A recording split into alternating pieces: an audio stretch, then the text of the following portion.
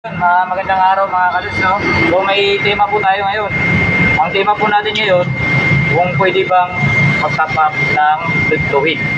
Okay. Ayun mga lods, bawal na bawal po siyang tapapan.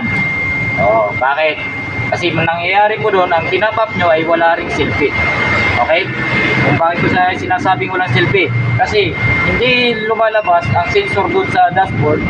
Kasi yung ano rin, ang sensor noon ay nalulubog pa rin sa tubig. Okay, sa brake fluid.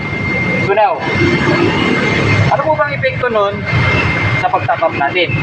Ang epekto po nito mga kalodi, pag nagpalit po tayo ng preno, no, bagong preno, ang mangyayari, iluluwa niya yung tinapap ng brake fluid. So useless.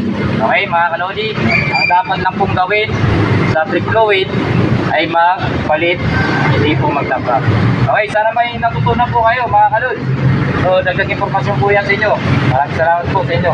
At thank you for watching po sa lahat ng mga views, sa mga video ko mga kalod. So,